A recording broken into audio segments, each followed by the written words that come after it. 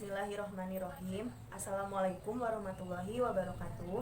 Perkenalkan, nama saya Indah Nurfitriani, NIM 11830300032 dari jurusan Hukum Tata Negara semester 4 kelas A, mata kuliah Hukum Konstitusi dengan 2 satuan kredit semester, dan dosen yakni dosen pertama Ibu Dr. Hajah Dewi Sulasri SHMH, dan dosen kedua yakni Bapak Lutfi Fahrul Rizal SSG MH. Tujuan pembelajaran mata kuliah Hukum Konstitusi ini yakni di mana diharapkan mahasiswa dapat memahami pengetahuan tentang hukum konstitusi ini, dan mahasiswa diharapkan dapat menganalisis persoalan-persoalan hukum terkait dengan hukum konstitusi untuk nantinya dipraktikkan.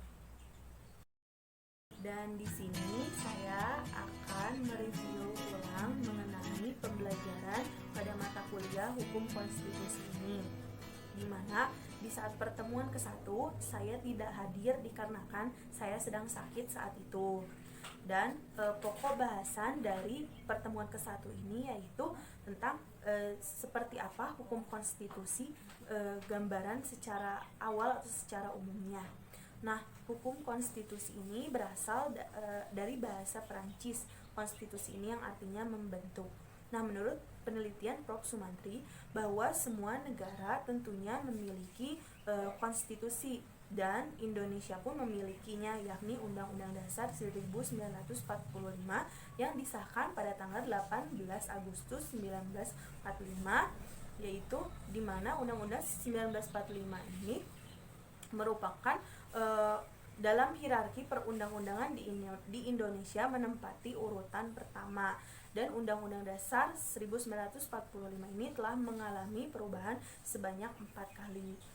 Dan menurut saya hukum konstitusi ini merupakan hukum yang menjelaskan atau mengatur tentang konstitusi dalam sebuah negara. Tentunya di sebuah negara memiliki konstitusi, seperti contohnya di negara kita yakni Undang-Undang Dasar 1945 yang telah mengalami berbagai banyak perubahan tentunya. Dan untuk pertemuan yang kedua, saya hadir saat itu di kelas, dan pertemuan kedua ini pokok bahasannya yakni tentang pengertian konstitusi. Konstitusi menurut bahasa yakni bahasa Perancis atau konstituer yang artinya membentuk, ataupun menurut bahasa Belanda grondwet yang artinya undang-undang dasar. Nah, secara istilah konstitusi ini merupakan perangkat hukum di mana untuk mengatur terselenggaranya kehidupan berbangsa dan bernegara. Nah, tujuan dari konstitusi sendiri ini yakni sebagai pedoman sistem ketatanegaraan, ataupun untuk menciptakan keadilan yang artinya justice, ataupun untuk memberi kepastian hukum yang artinya certainty, ataupun untuk kebermanfaatan yang artinya utility, di mana ketiga tujuan tersebut merupakan tujuan pokok dari sebuah konstitusi. Nah, tujuan konstitusi pada negara Indonesia ini tertuang di dalam Undang-Undang Dasar 1945, yakni poin yang pertama yaitu untuk menciptakan perdamaian dunia, untuk memajukan kesejahteraan umum, mencerdaskan kehidupan bangsa, dan ikut melaksanakan ketertiban dunia yang berdasarkan kemerdekaan, perdamaian abadi, dan keadilan sosial. Lalu menurut saya konstitusi ini merupakan sebuah perangkat hukum baik tertulis ataupun tidak tertulis, di mana sifatnya ini mengikat, dan tujuannya ini yaitu untuk membatasi kesewenang-wenangan dari pemerintahan itu sendiri, ataupun sebagai pedoman dalam suatu ketatanegaraan dalam sebuah negara. Nah, untuk di pertemuan ketiga saya hadir di daring online. Nah, di pertemuan ketiga ini pokok bahasannya yakni sejarah dan terbentuknya konstitusi. Menurut sejarah, konstitusi ini sudah ada sejak zaman Yunani kuno, di mana pemikiran manusia saat itu terpikir untuk membentuk suatu konstitusi dikarenakan saat itu tindakan kesewenang-wenangan dari para penguasa saat itu. Dan oleh sebab itu lahirlah konstitusi.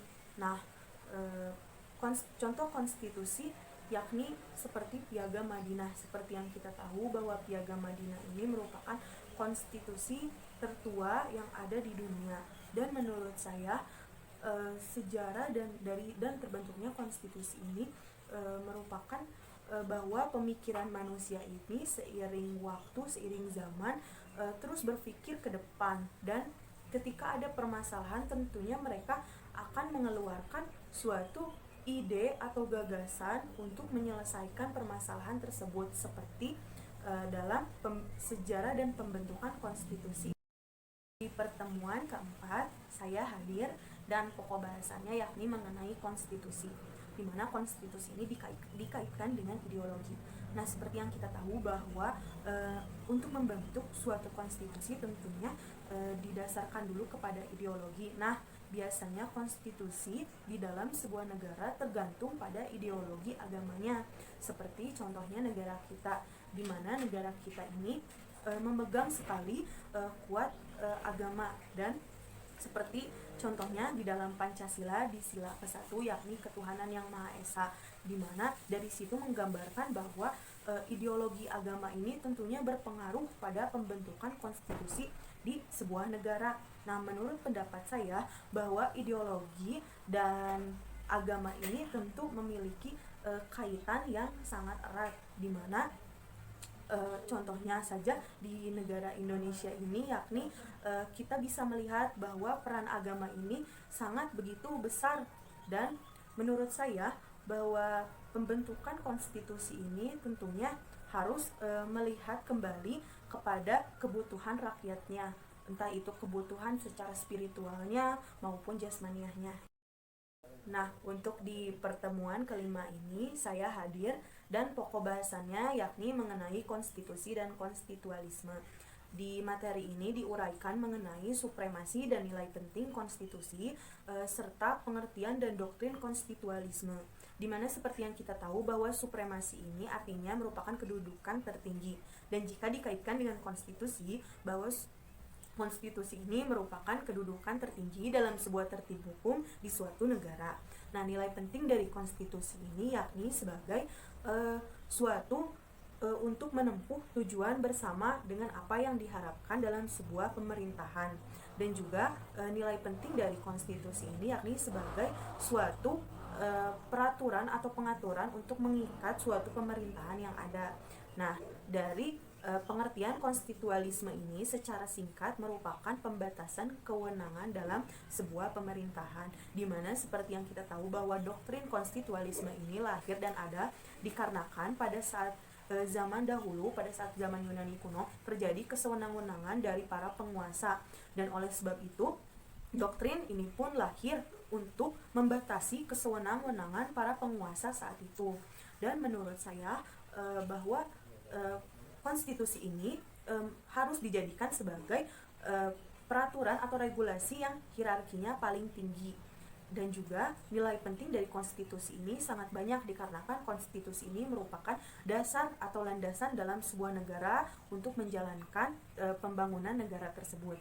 Dan juga doktrin konstitualisme ini tentunya merupakan doktrin yang dimana keinginan setiap masyarakat untuk pemerintahan yang lebih baik lagi tanpa ada kesewenang-wenangan. Pertemuan ke-6 ini saya hadir dan pokok bahasannya yakni Konstitusi Madinah dan Ketatanegaraan Modern. Di materi ini diuraikan mengenai bahwa Piagam Madinah merupakan konstitusi pertama di dunia, di mana saat itu konstitusi Madinah ini atau yang biasa disebut dengan Piagam Madinah ini merupakan piagam perdamaian yang isinya yaitu menjamin tiap hak-hak dan kewajiban-kewajiban antara kaum muslim, yakni kaum muhajirin dan ansor, serta kaum lainnya seperti kaum Yahudi. Nah, Piagam Madinah ini merupakan suatu draft tertulis dalam perundang-undangan. Jadi, Piagam Madinah ini termasuk ke dalam unsur konstitusi, di mana di dalam Piagam Madinah ini berbagai peraturan yang ada ini sifatnya fundamental, dan tentunya di dalam Piagam Madinah ini telah tertulis pengaturan dari berbagai macam sektor, seperti misal antara kehidupan sosial bermasyarakatnya seperti apa. Jadi pada intinya Piagam Madinah ini memenuhi unsur konstitusi atau yang dikatakan sebagai konstitusi itu sendiri. Dan saat itu telah ada sebuah negara yakni Yasrib yang sekarang yaitu negara Madinah, di mana negara Yasrib lah yang pertama kali memegang atau mempunyai konstitusi yakni Piagam Madinah itu sendiri. Dan menurut saya Piagam Madinah ini layak dijadikan sebagai piagam atau konstitusi pertama di dunia, karena memang isi dari konstitusi ini menjamin tiap-tiap hak-hak ataupun kewajiban kehidupan manusia, walaupun manusia di antara manusia tersebut memiliki banyak perbedaan. 7 ini saya hadir dan pokok bahasannya ini mengenai faktor-faktor daya ikat konstitusi. Nah, faktor-faktor daya ikat konstitusi ini terbagi menjadi 3, yakni ada aspek hukum, ada aspek politik, dan aspek moral. Nah, faktor daya ikat hukum ini merupakan sebuah sebab-sebab di mana masyarakat mematuhi sebuah konstitusi tersebut. Dan menurut aspek hukum, bahwa menurut Casey Ware, di mana menurut aliran positivisme hukum mengatakan bahwa daya ikat konstitusi ini ada dikarenakan konstitusi tersebut dibuat oleh badan yang berwenang, yaitu pemerintah, di mana pemerintah berwenang untuk membentuk atau membuat suatu peraturan yang nantinya akan diterapkan di dalam masyarakat. Dan menurut saya bahwa aspek hukum ini jelas memiliki daya ikat, seperti yang kita tahu bahwa hukum ini memiliki sifat memaksa dan mengikat seseorang. Dan hukum ini juga merupakan hal yang penting dalam negara hukum seperti negara kita, negara Indonesia. Di dalam aspek politik bisa kita ketahui bahwa hukum ada tentunya dari produk politik. Nah, dan konstitusi ini merupakan lahir dari hukum dan tentunya merupakan bagian dari produk politik, di mana seperti yang kita tahu bahwa konstitusi ini dibuat oleh lembaga yang berwenang yakni pemerintah, di mana pemerintah ini mempunyai juga badan legislatif yang lebih berwenang untuk membuat suatu peraturan. Dan menurut Wekusuma bahwa posisi kepentingan dalam perpolitikan ini merupakan posisi yang sangat penting dibandingkan posisi yang lainnya, serta aspek dari politik ini mengikat dikarenakan tadi yang sudah saya katakan bahwa konstitusi ini dibuat secara resmi oleh lembaga yang berwenang, dengan akibatnya masyarakat akan mematuhi peraturan tersebut seperti nyatanya konstitusi ini. Dan menurut saya bahwa konstitusi ini ada dan berkaitan erat dengan politik, seperti yang kita tahu bahwa hukum tidak terlepas dari politik dan hukum ini merupakan produk politik, dan secara tidak langsung konstitusi ini juga merupakan bagian dari perpolitikan, sehingga keduanya memiliki kaitan yang sangat erat. Nah, ada dalam aspek moral.